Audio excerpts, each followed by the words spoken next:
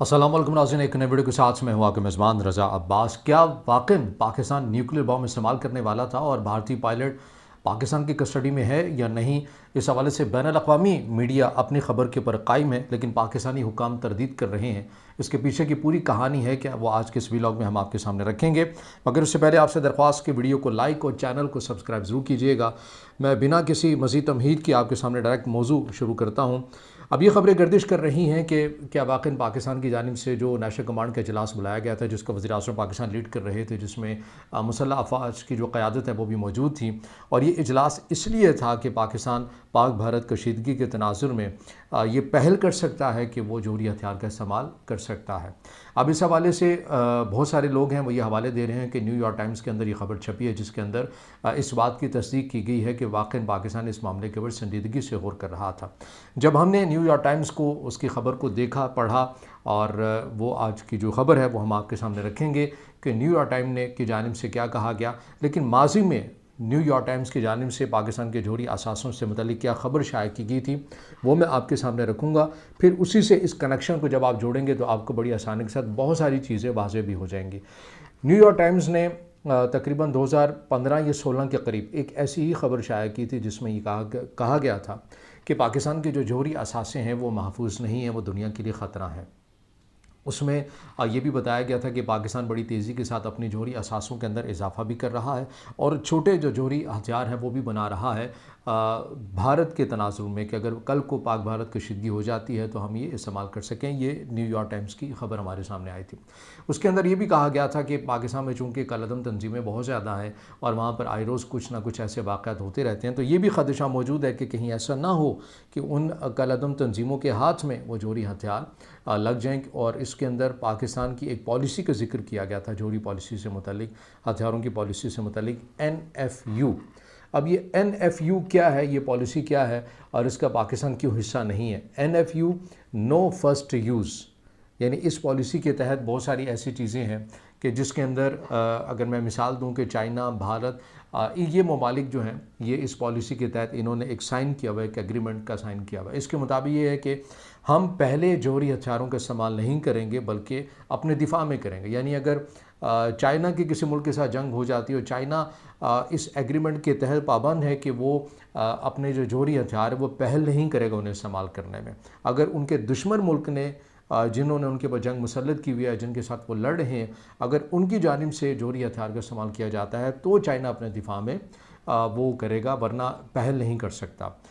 लेकिन मदर के साथ, लेकिन पाकिस्तान जो है वो इस एग्रीमेंट का हिस्सा नहीं है, यानी NFU पॉलिसी का पाकिस्तान हिस्सा नहीं है। पाकिस्तान ने इसके ऊपर साइन नहीं किया हुआ कि वो कोई पाबंद हो कि वो पहले इस्तेमाल नहीं कर सकता। पाकिस्तान का ये नैरेटिव है कि अगर पाकिस्तान को लगा कि उसकी सालिमियत को ख़तरा लाहक हो गया है तो पाकिस्तान फिर इस ऑप्शन को अवेल करेगा, इस ऑप्शन के ऊपर जाएगा। अब भारत के अंदर भी ये बातें बड़ी तेज़ी के साथ हो रही हैं कि हमें इस एग्रीमेंट से निकल जाना चाहिए, NFU वाली पॉलिसी से, कि नो फर्स्ट यूज़ हम तब तक इस्तेमाल नहीं करेंगे जब तक उनका दुश्मन मुल्क इस्तेमाल ना करे, जो कि भारत की नज़र में हो। तो ये एक NFU, इस पॉलिसी का भी जिक्र किया गया था। न्यूयॉर्क टाइम ने कहा था कि पाकिस्तान के जो जोहरी हथियार है वो इसलिए भी बड़े ख़तरनाक हैं क्योंकि पाकिस्तान इस एग्रीमेंट के तहत नहीं है, NFU पॉलिसी के तहत। तो ये मैंने आपको बताया कि NFU पॉलिसी बेसिकली होती क्या है। अब जो मौजूदा जो खबर हमारे सामने आई है उसके मुताबिक क्या वाकई न्यूयॉर्क टाइम्स की जानिब से ऐसी कोई बात की गई थी? तो इस हवाले से जब हमने न्यूयॉर्क टाइम्स में जाके इस खबर को पढ़ा तो उसके अंदर ऐसी किसी खबर का जिक्र नहीं था कि वाकई पाकिस्तान जो है वो न्यूक्लियर बॉम्ब इस्तेमाल करने वाला था। अलबत्ता ये हुआ कि जब भारत की जानिब से नूर एर खान बेस को हिट किया गया, आपको पता है कि ये एयर बेस जो है पाकिस्तान की तस्वीराती तौर के ऊपर बड़ी अहमियत की हामिल है, तो उसके ऊपर एक कंसर्न का इजहार ज़रूर किया गया था क्योंकि ये एक ऐसी जगह है, एक हसास जगह है पाकिस्तान की सिक्योरिटी के पॉइंट ऑफ व्यू के हवाले से। तो उसके ऊपर एक डिस्कशन की गई थी कि भारत किस हद तक जा सकता है और हम किस हद तक जा सकते हैं।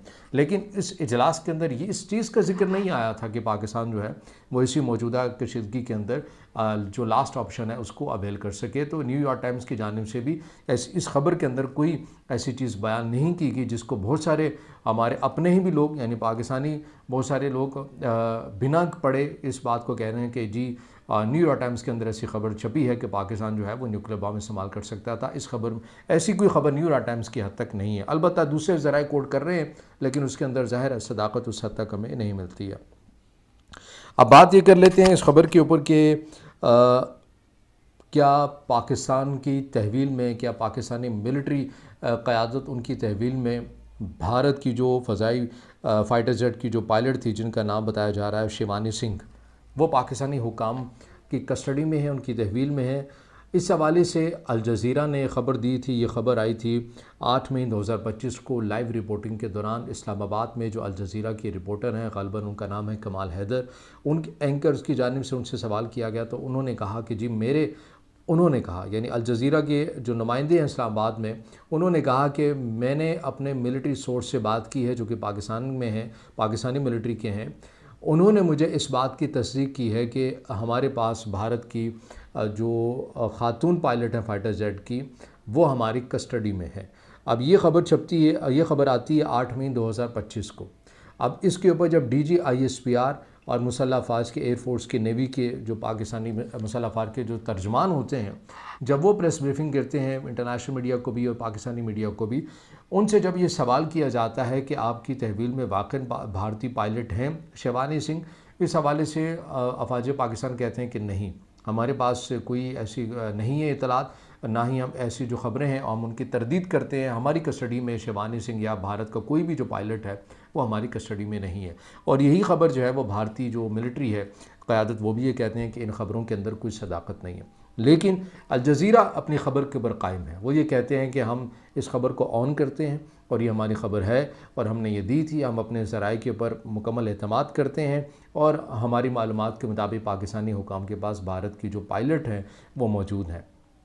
अब इसमें भारत के अंदर से भी जो सवालात उठ रहे हैं, जो कन्फ्यूजन पैदा हो रही है, वो ये कि भारतीय मीडिया ख़ुद उनकी मिलिट्री हुकाम से पूछ रहा है कि अगर आप ये कह रहे हैं कि पाकिस्तान के पास हमारी फाइटर जेट जो हैं, वो पायलट जो हैं वो नहीं है, शिवानी सिंह नहीं है, तो वो फिर ये इबाम, ये कन्फ्यूजन दूर क्यों नहीं कर देते मीडिया में उनको सामने लाकर?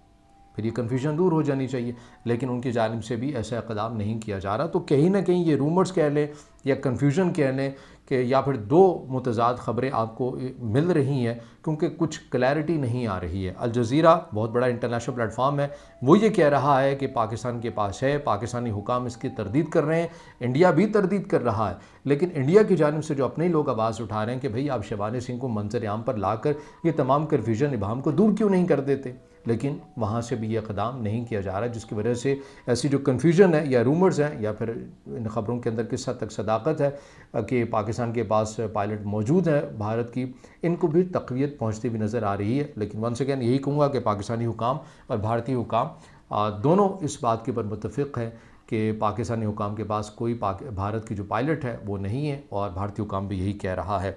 तो ये अब तक की अपडेट है जो हमने आपके सामने रखी हैं। दो ख़बरों के ऊपर हमने बात की है जिससे मुतालिक एक कन्फ्यूजन एक पैदा हो रही थी और हमने सोचा कि इसके अंदर एक क्लैरिटी लाई जाए और दोनों साइड का जो मौक़िफ़ है वो आज की इस वीडियो में आपके सामने रखा जाए। तो अगर आप समझते हैं कि वीडियो आपके लिए मुफीद है तो फिर इसे ज़रूर लाइक भी कीजिएगा, कमेंट्स में ज़ाहिर ख्याल कीजिएगा और चैनल को सब्सक्राइब ज़रूर कीजिएगा।